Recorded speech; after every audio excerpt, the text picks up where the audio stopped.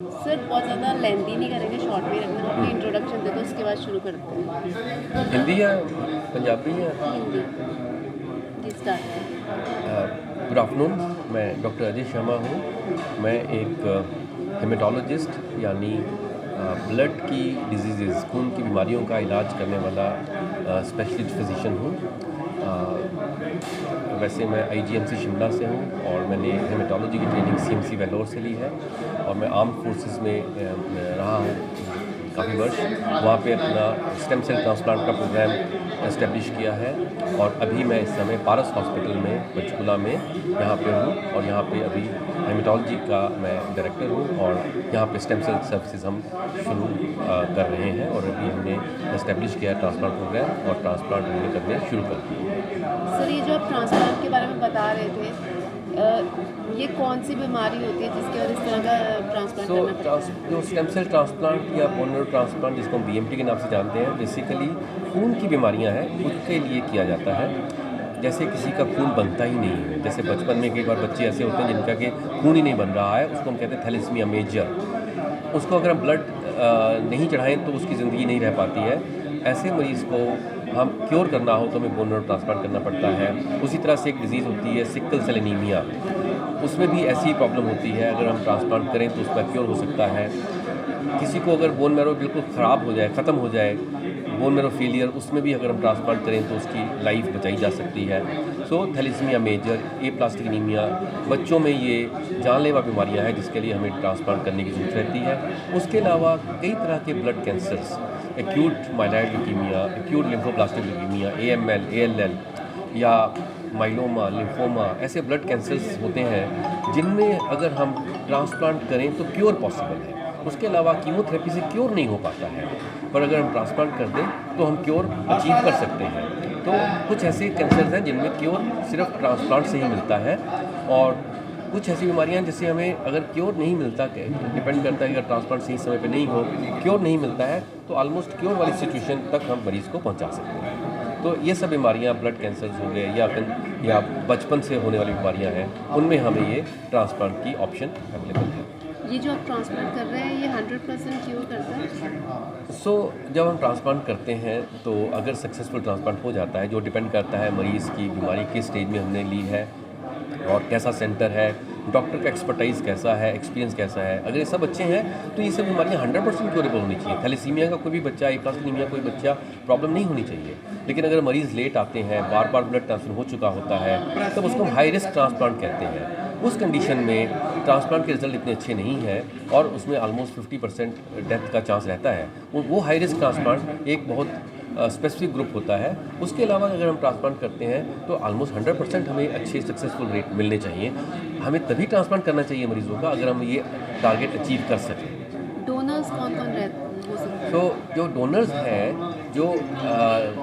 जो बच्चों के होने वाली बीमारियां हैं, उसमें आमतौर पे हमें भाई बहनों में से डोनर मिल जाते हैं, उसको हम कहते हैं सिबलिंग मैच ट्रांसप्लांट। लेकिन आजकल की जो फैमिलीज़ हैं वो बहुत छोटी होती हैं, 1 या 2 बच्चे होते हैं घर में, तो वहाँ पे हमें फैमिली में ट्रांसप्लांट डोनर नहीं मिलते हैं, तो हमें बाहर से लेने पड़ते हैं। तो उसको हम कहते हैं रजिस्ट्रीज, ट्रांसप्लांट डोनर रजिस्ट्रीज। ये रजिस्ट्री जैसे ब्लड बैंक है वैसे आजकल अवेलेबल है, हमारे कंट्री में भी अवेलेबल है। गवर्नमेंट की अप्रूव्ड एजेंसीज होती हैं, वहाँ से हमें डोनर मिलते हैं और वहाँ से हम स्टेम सेल लेके इन मरीज़ों को डालते हैं। उसको कहते हैं अनरिलेटेड डोनर ट्रांसप्लांट और वो भी क्यूरेटिव है। उसमें खर्चा थोड़ा ज़्यादा आता है लेकिन ट्रांसप्लांट के रिजल्ट उतने ही अच्छे होते हैं जितने कि फैमिली के लिए होते हैं। ये कौन सी स्टेज पे हो सकते हैं ट्रांसप्लांट? बहुत ज़रूरी है कि हम ट्रांसप्लांट सही समय पे करें। अगर किसी के सेल नहीं बन रहे हैं, जैसे कि थैलेसीमिया मेजर हुआ या एप्लास्टिक एनीमिया हुआ, तो ज़्यादा ब्लड चढ़ाए बिना जितनी जल्दी हो सके हमें उसका ट्रांसप्लांट कर देना चाहिए। 2 साल से लेके कोशिश करेंगे 5 साल तक उसका ट्रांसप्लांट हो जाना चाहिए। 5 साल बच्चे को इतनी, उससे बियॉन्ड 5 ईयर्स बच्चे को नहीं रहना चाहिए। अगर हम उसको लेट करेंगे तो आउटकम उसका अच्छा नहीं रहता, रिजल्ट अच्छे नहीं रहते हैं। ब्लड कैंसर में ऐसी ऑप्शन नहीं है क्योंकि जब पता लगता है कि उसको कैंसर है, उसी समय जब कीमोथेरेपी देने के बाद बीमारी कंट्रोल में आती है तब हमें ट्रांसप्लांट कर देना चाहिए, डिले नहीं करना चाहिए, उसमें जल्दी से जल्दी कर देना चाहिए। पैदाइशी बीमारियों में 2 साल से लेकर 5 साल तक और ब्लड कैंसर्स में जितनी जल्दी हो सके हमें ट्रांसप्लांट करना चाहिए। दूसरे इलाजों में उनका हमें समय नहीं गंवाना चाहिए। कोई भी और दूसरे इलाज हैं उन बीमारियों का क्योर नहीं करते हैं जिनमें ये ट्रांसप्लांट की ज़रूरत पड़ती है। हमें सही जगह जाना चाहिए, सही डॉक्टर के पास राय लेनी चाहिए और सही समय पर सही इलाज में बच्चे को या दूसरे मरीज़ को देना चाहिए। ये ट्रीटमेंट कहाँ कहाँ अवेलेबल है? देश में हमारे ये सेंटर जो हैं ये बड़े बड़े शहरों में सब जगह अवेलेबल हैं आज की डेट में, लेकिन हमारे इस एरिया में जैसे ये ट्राई सिटी एरिया कहें, जो चंडीगढ़ या इसके आसपास पंचकुला मोहाली एरिया है, इसमें अभी तक पीजीआई के अलावा और जगह ट्रांसप्लांट अभी शुरू नहीं हुए हैं। तो हमारा Paras hospital is the first centre in this area where the transplant programme has been started, और यहाँ पे हमने ट्रांसप्लांट करना शुरू कर दिया है। और अभी हमने 2 मल्टीपल माइलोमा के मरीज़ों का ट्रांसप्लांट किया है। अभी हम एक ब्लड कैंसर के मरीज़ का ट्रांसप्लांट करने वाले हैं और एक एप्लास्नीमिया के मरीज़ का ट्रांसप्लांट करने वाले हैं, और ये अभी फैसिलिटी हमारी रेगुलर तौर पे शुरू हो गई है। चार्जेस क्या पड़ जाते हैं इसके? कॉस्ट इसकी ज़्यादा है इसमें कोई शक नहीं, क्योंकि बहुत ज़्यादा ही कॉम्प्लिकेटेड प्रोसीजर है। इसका बाय एंड लार्ज जो खर्चा है, अगर हम ये कहें फैमिली में अगर डोनर अवेलेबल है और थैलेसीमिया की बीमारी है, तो उसमें तकरीबन 8 से 10 लाख का खर्चा आएगा। और ये अगर इवन गवर्नमेंट इंस्टीट्यूशन में या तो अगर बिल्कुल फ्री हो जाए तो बात दूसरी है, लेकिन अगर मरीज़ को पे करना पड़ता है तकरीबन 8 से 10 लाख का खर्चा वहाँ पे आएगा। और प्राइवेट इंस्टीट्यूशन में हो सकता है 10-12 लाख रुपया 15 लाख तक खर्चा आ सकता है।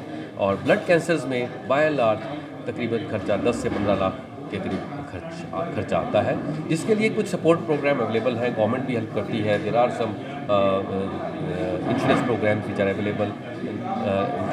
ये तय है कि जिस मरीज़ को ट्रांसप्लांट की ज़रूरत है उसको ट्रांसप्लांट मिलना चाहिए, और उसका हमें कोशिश करनी चाहिए एज ए डॉक्टर कि हम उसको ट्रांसप्लांट के लिए हेल्प करें। अगर हमारे यहाँ ट्रांसप्लांट नहीं होता तो उसको ऐसी जगह भेजें जहाँ पे ट्रांसप्लांट हो सकता है, और ताकि समय रहते उसका बीमारी का क्योर कर सकें, इलाज हो सके।